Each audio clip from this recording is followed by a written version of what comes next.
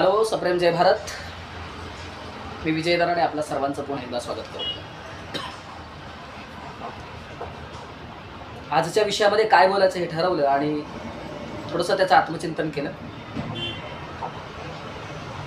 आणि हे आत्मचिंतन एवढ्यासाठी करावं लागलं की प्रत्यक्ष रोजचा अनुभव वेगळा आहे. म्हणजे काल आलेला अनुभव आज येईल किंवा आजचा अनुभव उद्या येईल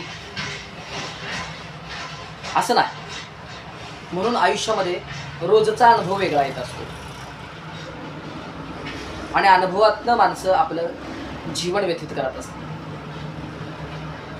प्रामुख्याने आपल्या आयुष्यामध्ये आलेले चढ उतार, त्यानुसार आलेले अनुभव आणि त्या अनुभवासोबत जगणारं जीवन हे वेगवेगळ्या प्रकारचं असू शकतं.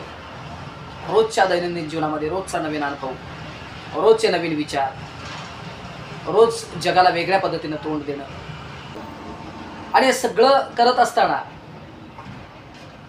आपल्या आयुष्यामध्ये रोजचा नवा अनुभव येतो. मित्रांनो, तुम्हाला माहिती आहे का, आपल्या आयुष्यामध्ये आपल्याला साथ देणारी माणसं ही आपलीच असतात आणि आपल्या आयुष्यामध्ये आपल्याला धोका देणारी ही माणसं आपलीच असतात. याचा कुठंतरी ताळमेळ लावायचा मी प्रयत्न केला. मी संशोधन करतो या गोष्टीचं. आपल्या आयुष्यामध्ये एखादी घटना चांगली घडते त्याला कारणीभूत आपल्या जवळची माणसं आहेत आणि आपल्या आयुष्यामध्ये एखादी वाईट घटना घडते त्यालाही कारणीभूत आपलीच माणसं आहेत. हे टाळता येणारी गोष्ट नाही आणि हे जिवंत सत्य आहे. आपल्या आयुष्यामध्ये घडणाऱ्या प्रत्येक घटनेमध्ये, मग ती चांगली असो किंवा वाईट असो, ती आपलीच माणसं असतात. याची जाणीव अलीकडच्या काळात जास्त व्हायला लागलेली आहे.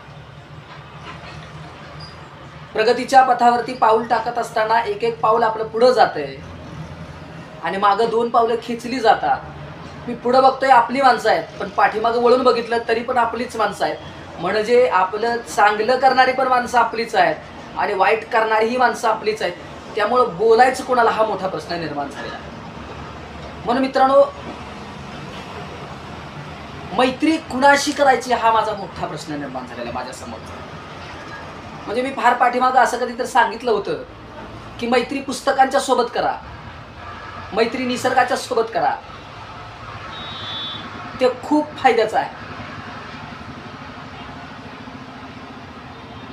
मात्र अलीकडच्या काळात अनुभव यायला लागले, ज्यांच्या सोबत मैत्री मी करतोय तेच आम्हाला कुठंतरी मागं खेचायचं काम करत आहे.